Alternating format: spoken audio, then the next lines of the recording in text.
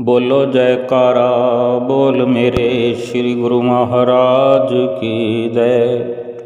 सभी गुरुमुख प्रेमियों से सप्रेम जय सच्चिदानंद। भगत अपने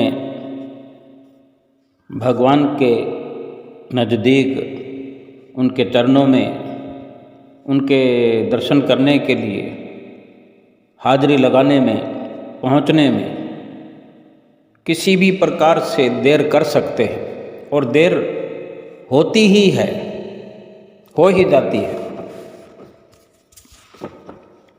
लेकिन क्या हमने कभी सोचा कि प्रभु भी स्वयं हमारे लिए वहाँ जहाँ हम आधार मानकर जाया करते हैं, जो भी हमारा इष्ट हो, जिस भी रूप में हम मिलने जाते हैं, जिस भी रूप को हम पूजते हैं, भगवान वहाँ पर हाजिर हजूर हुआ करते हैं।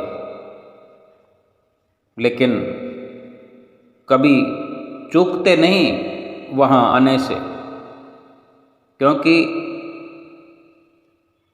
वहाँ उनके ना पहुँचने से उनको लगता है कि कहीं हमारे भक्त की, हमारे सेवक की हाजिरी में चूक ना हो जाए, पहुँचकर भी कहीं उनको ऐसा ना लगे कि जाने आज मुझे भीतर ही भीतर क्या हो रहा है। लेकिन ये तो तब ही हो सकता है जब हम अपनी दिल की गहराइयों से अपने प्रभु को, भगवान को, सतगुरु को, ईश्वर अल्लाह को चाहते हैं, महसूस करते हैं। क्योंकि ये सब प्रभु भी महसूस करते हैं कि हम किस प्रकार से अपने भीतर भाव लेकर आए हैं, किस प्रकार के भाव हमारे भीतर उमड़ रहे हैं। क्योंकि ये अरस परस का मेल है। जिनका दिल अपने इष्ट देव मालिक के चरणों में जुड़ा हुआ है, जिनके दिल में तड़प है, जिनके रोम रोम में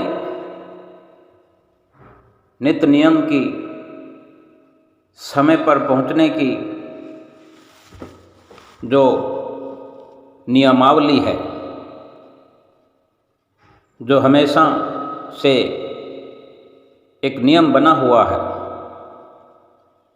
एक तड़फ के साथ जाने से पहले ही, समय होने से पहले ही एक तड़फ उठती है। भीतर ही भीतर प्रभु की आवाज़ ही उठती है कि जल्दी कर, समय होने वाला है, रवाना हो जा, क्यों इतनी देर लगा रहा है।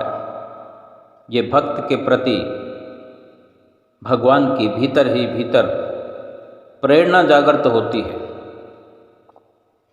भले ही इस प्रकार से भक्त की आदत हो जाया करती है, एक सेवक की नित्य प्रति ये मिलने की, पहुँचने की सतगुरु के चरणों में बड़ी खुशी जो छलक रही होती है, तो कहीं ना कहीं सतगुरु का प्यार पहले से ही, वहाँ पहुँचने से पहले ही भीतर उमड़ रहा होता है। जो प्रभु को इस प्रकार याद करते हैं, जो सतगुरु को इस प्रकार से याद करते हैं, वो बाहर हाजिरी लगाकर उनके चरणों में मूर्त रूप में भी सुंदर श्री दर्शन पाया करते हैं, और भीतर भी हर वक्त हर पल एहसास उन्हें बना रहता है कि सतगुरु प्रभु परमेश्वर मेरे भीतर बैठे हुए हैं, मेरे साथ हैं, कहीं दूर नहीं हैं। और कभी कभार वे देर करते हैं, देर हो जाती है और अचानक से आगे ठिकाने पर अपने पहुंचने पर, चाहे कोई मंदिर में पहुंचता है तो मंदिर के द्वार बंद हो जाते हैं, क्योंकि पुजारी जो होते हैं वो आराम के लिए चले जाया करते हैं और भगवान को भी विश्राम कराया जाता है। और अगर कुटिया में भी जो गुरमुख प्रेमी होते हैं वे भी देर से पहुंचते हैं और ऐसा हो जाता है कि विश्राम सतगुरुदेव महाराज जी को करा दिया जाए। तो अपनी अपनी भावुक प्रतिक्रिया हर सेवक के भीतर हुआ करती है। और वैसे तो इस प्रकार से विचलित होने की ज़रूरत ही नहीं है, बाहर से ही मत्था टेक कर आ जाओ। लेकिन जहाँ अनन्यता होती है, जहाँ तड़फ होती है, वहाँ ये सब होता है कि सेवक रोने बैठ जाता है, सेवक परेशान हो जाता है श्री दर्शनों को ना पा करके। और जो दर्शन वहाँ नित्य प्रति प्राप्त किया करता है मूर्त रूप में, उससे कहीं अधिक श्री दर्शनों का लाभ बंद किवाड़ में भी वो करता है। जब भीतर ही भीतर व्याकुलता बढ़ती है तो भगवान अगर एक ही समय में कितने ही मंदिरों में, गुरुद्वारों में, कुटियाओं में एक साथ अपने भक्तों को एहसास करा सकते हैं और घरों में भी, दिलों में भी, तो क्या वो किसी प्रकार ऐसी रचना नहीं रचा सकते कि अपने सेवक को, अपने भक्त को दर्शनों से निहाल कर दे? क्या मुश्किल है प्रभु के लिए।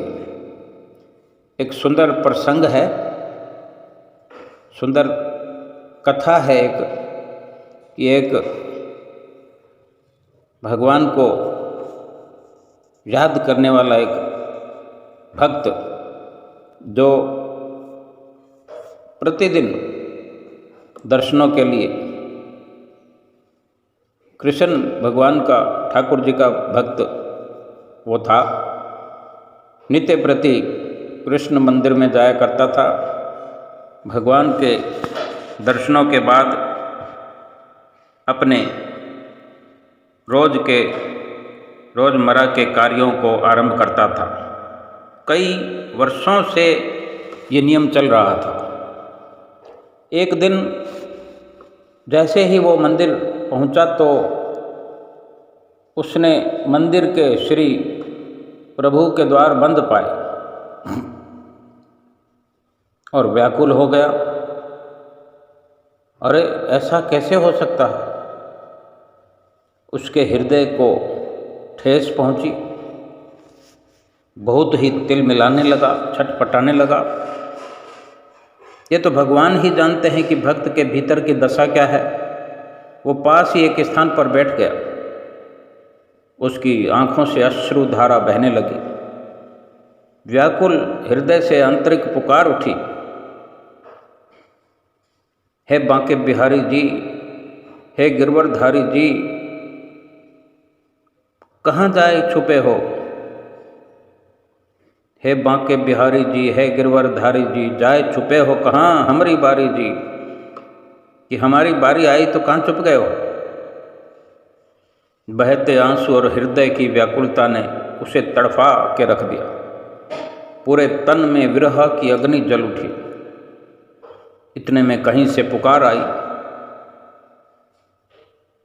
अब सुबह सवेरे भला कोई किवाड़ बंद होने का समय तो होता ही नहीं है, और वो बेशक जैसे आया करता है, आया है उसको तो कोई देर भी नहीं हुई और किवाड़ बंद होने का समय भी नहीं हुआ। ये लीला भगवान की। इतने में कहीं से पुकार आई, ओ तूने कहाँ लगाई इतनी देर? अरे ओ बांवरिया, बांवरिया, ओ बांवरिया मेरे प्रिय प्यारे। वो आवाज़ सुनकर आसपास देखने लगा, इधर उधर देखने लगा, कौन पुकार रहा है, कौन ये इस प्रकार से बांवरिया बांवरिया करके और किसको बुला रहा है। मगर कोई आसपास था ही नहीं।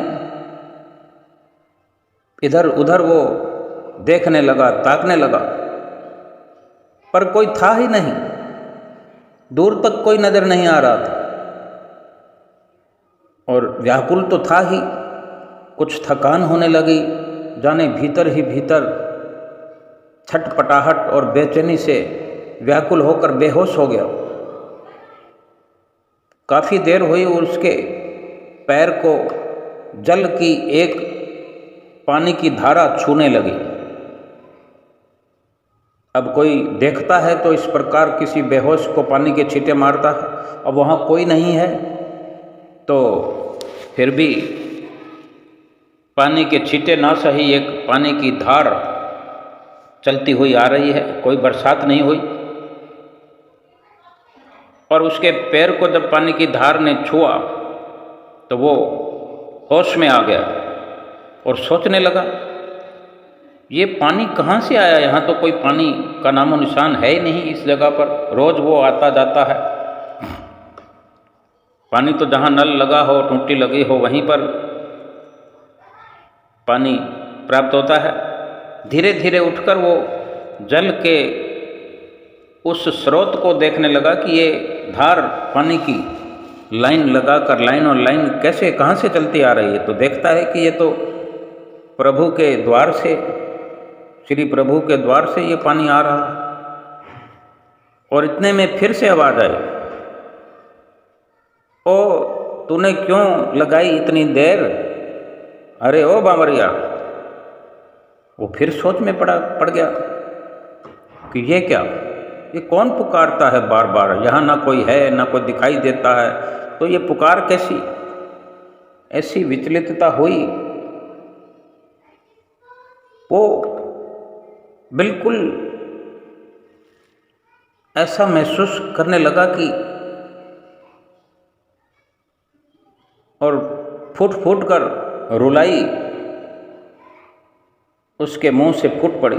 फिर रोने लगा, जोर जोर से रोने लगा, कहने लगा, ओ प्रभु, हे प्रभु। और फिर से बेहोश हो गया। बेहोशी में उसने श्री कृष्ण भगवान के श्री दर्शन प्राप्त किए और उनकी रूप माधुर्य छवि को निहार कर आनंद पाने लगा। उसके चेहरे की आभा तेज होने लगी। इतने में मंदिर में आरती का शंख बजा। आए हुए दर्शनार्थी ने उसे जगाया। उसे श्री ठाकुर जी के जो दर्शन मंदिर में पाए, वो वही दर्शन थे जो उसे बेहोशी में हुए थे। जो रोज दर्शन करता था वही दर्शन बेहोशी में अपने भीतर ही प्राप्त कर रहा है। ये भगवान श्री कृष्ण की लीला थी अपने भक्त के लिए कि वो अपने भक्त से इस प्रकार मिलना चाहते थे, अलग से मिलना चाहते थे कि सब के लिए कुछ और हो रहा था जो हमेशा होता था, लेकिन अपने इस अनन्य भक्त के लिए एक विशेष लीला रचाई। और वो भक्त फिर अपनी दृष्टि उठाते हुए श्री प्रभु के नयनों पर टिकाने लगा और प्रभु की आँखों की ओर नज़र टिकाकर वहीं नज़र को स्थिर कर दिया। और प्रभु के आँखों में क्या देखता है कि भगवान श्री कृष्ण की आँखों में भी आंसू, टपक रहे हैं, ये उसी को दिखाई दे रहा है। और वो देखते देखते बड़ा हैरान होता है, ओहो, और ऐसे महसूस करते हुए अति गहराई में पहुंच जाता है और कुछ बुदबुदाने लगता है धीमे स्वर में कि कोई और न सुने। आवाज़ निकलती है उसके मुंह से, ओ जिसने जल मुझे स्पर्श कराया वो तो श्री प्रभु के आंसू थे। फिर सोचता है, कहता है, नहीं नहीं, मुझसे ये क्या हो गया, मेरे कारण श्री प्रभु ने इतना कष्ट उठाया। और फिर से रोने लगा, बहुत रोया और बार बार क्षमा मांगने लगा। श्री प्रभु ने मुस्कुराते हुए दर्शन जो उसे हो रहे थे, प्रभु ने कहा, तूने क्यों कर दी देर, अरे अब पल की भी न करना देर, ओ मेरे बांवरिया। भगवान को किसी पूजा पाठ, किसी कर्मकांड, किसी साधन की आवश्यकता नहीं है। प्रभु को केवल प्यार ही प्यारा है, प्रभु को केवल भाव ही प्यारा है। कई ऐसे दृष्टांत हैं, धन्ना जट के दृष्टांत से समझें, कर्माबाई के दृष्टांत से समझें, सूरदास के सुंदर दर्शन दृष्टांत से समझें कि किस प्रकार भगवान को ऐसे अनन्य भक्तों ने पाया। मीराबाई का जीवन चरित्र देखें। हम जितना जितना आगे बढ़ते हैं भगवान की राह में, भगवान भी हमारे लिए चारों ओर से द्वार खोल देते हैं, कोई ना कोई ऐसी लीलाएं रचा देते हैं अपने प्रेमियों को प्यार बांटने के लिए, उनके भावों का सत्कार करने के लिए। भगवान किसी भी प्रकार की बाजी लगाने को हर वक्त तैयार रहते हैं। भूल हो जाए भक्त से तो भूल को भुला करके गद गद प्रेम से अपने सेवक का, अपने भक्त का दिल, उसका हृदय गदगद भाव से भर देते हैं। क्योंकि अगर गलती से गलती हो जाती है तो भगवान क्षमा करते हैं। और अनन्य भक्त जो होते हैं केवल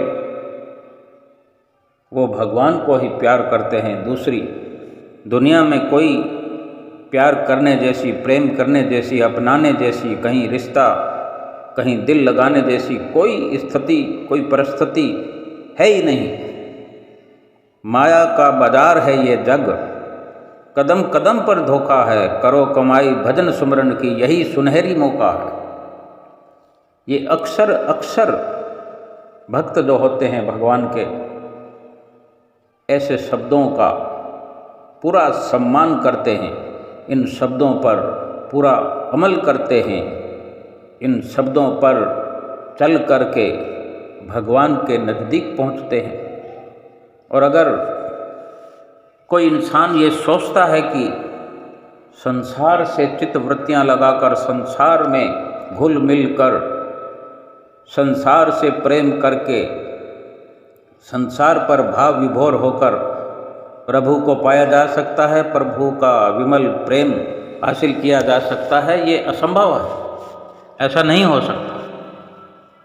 हाँ, अगर प्रभु से गदगद भाव रख के प्रेम किया जाए, भाव विभोर होकर प्रभु को भजा जाए, प्रभु का भजन किया जाए, प्रभु की विरह में तड़फ भीतर उठती रहे, तो संसार को अवश्य पाया जा सकता है बिना प्रयास के। और फिर ऐसे संसार को पाने से फिर संसार का असर, संसार का प्रभाव किसी भी प्रकार से भक्त पर नहीं होता, किसी प्रकार की हानि नहीं होती। और संसार ऐसे भगवान के भक्तों की सेवा करता है, ऐसे भगवान के भक्तों की किसी निमित्त मात्र बन करके सुरक्षा करते हैं, क्योंकि ये संसार, ये माया नगरी, ये माया का बाजार भगवान का ही रचा हुआ है। जो भगवान के बनते हैं वो संसार को अवश्य सरलता से प्राप्त करते हैं, उपयोग करते हैं, बल्कि सदुपयोग करते हैं और भक्ति की राह में आगे बढ़ते हैं। संसार ऐसे भक्तों के लिए कुछ भी मायने नहीं रखता।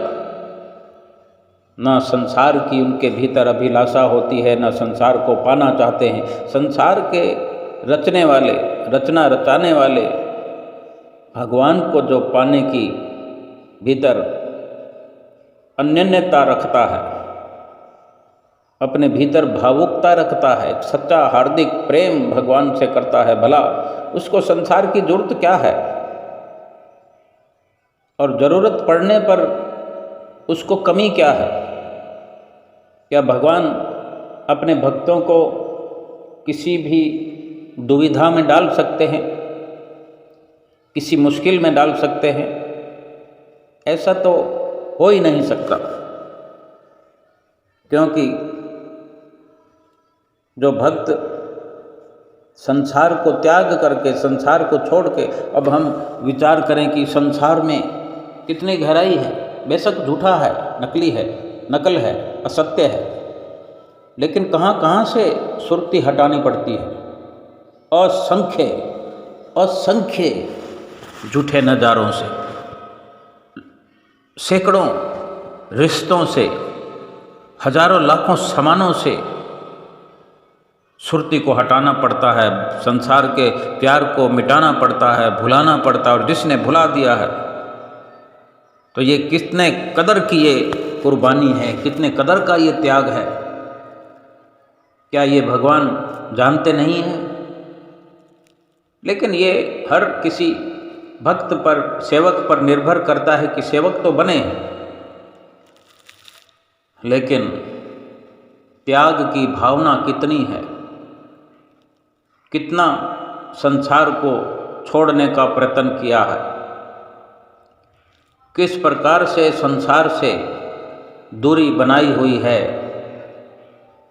किस प्रकार से संसार से दूर होकर अपने हृदय के अंदर भगवान की लगन लगाई हुई है, भगवान से सच्चा प्रेम किया हुआ है।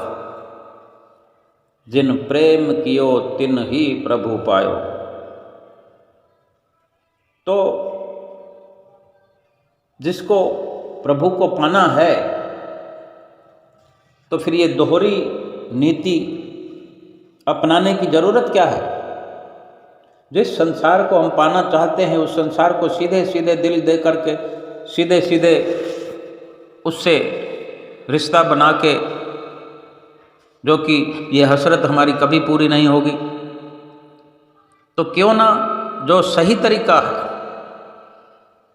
कि संसार को बनाने वाले भगवान को ही प्राप्त कर लिया जाए, अपना बना लिया जाए, भगवान से ही प्रीत लगा ली जाए। फिर स्वयं हम इस संसार के शहंशाह बना दिए जाएंगे, उस मालिक के बंदे होकर, उस भगवान के भक्त होकर इस जीवन में गुजर बसर किया करेंगे। क्या संसार के सामानों को हाथ में लेकर, तिजोरी में लेकर, अपने किसी गट्ठड़ में लेकर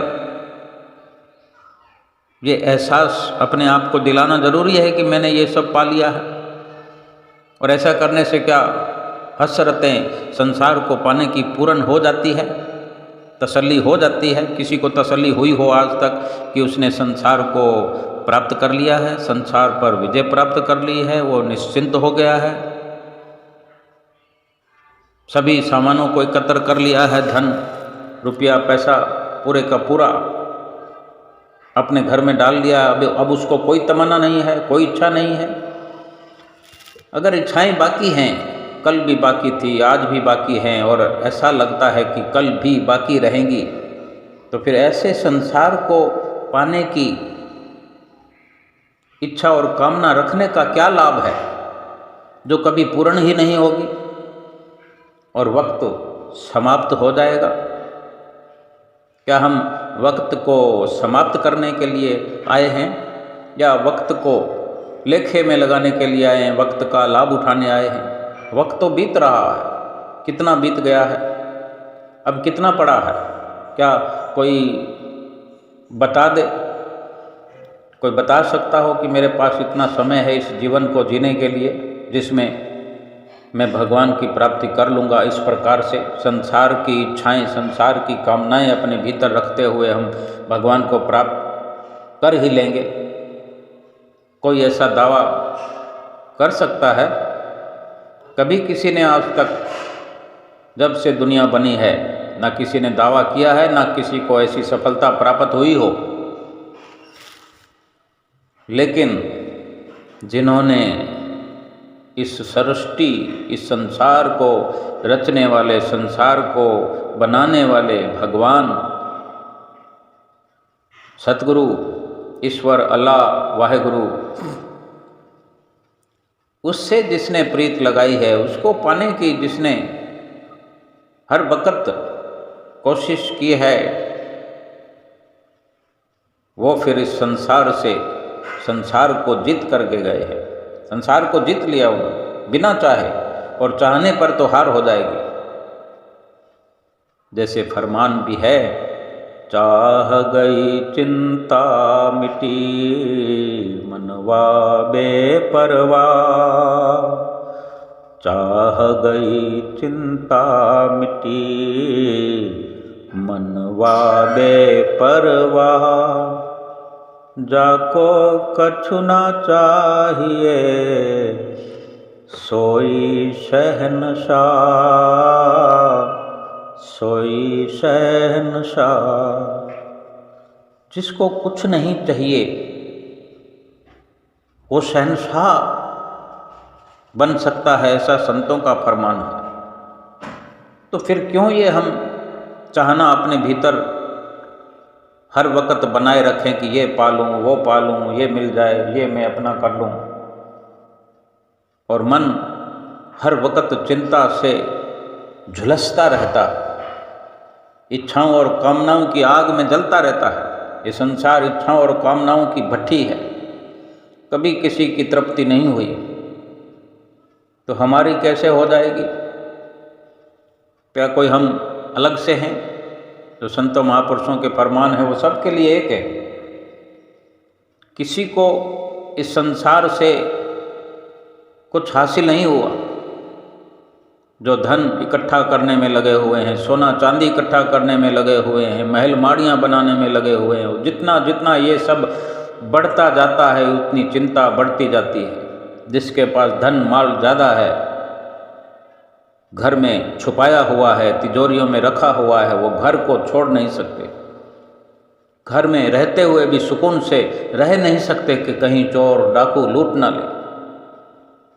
कहीं एक मिनट के लिए छोड़कर जाना नहीं चाहते कि घर में धन पड़ा है, जेवरात पड़े हैं, नकदी इत्यादि पड़ा है।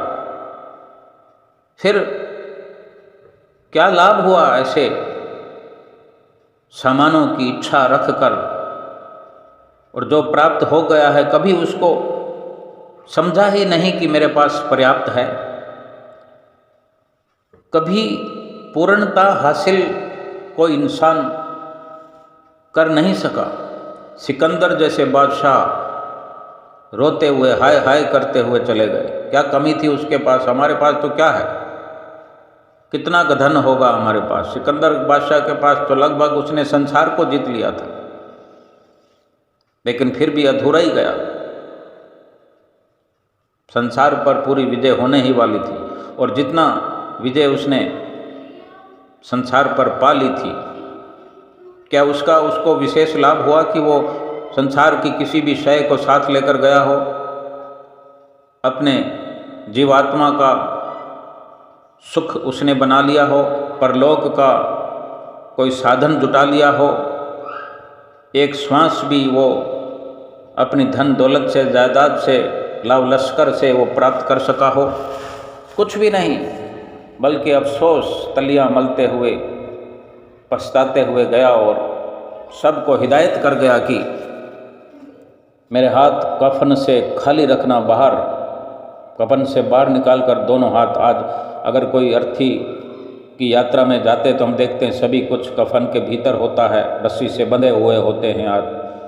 लेकिन उसने ये हिदायत दी सबको कि मेरे अंतिम श्वास के ख़त्म होने पर मेरी अर्थी अगर कफन से ढकी जाए तो मेरे हाथ दोनों बाहर हों और मुट्ठी खुली हो।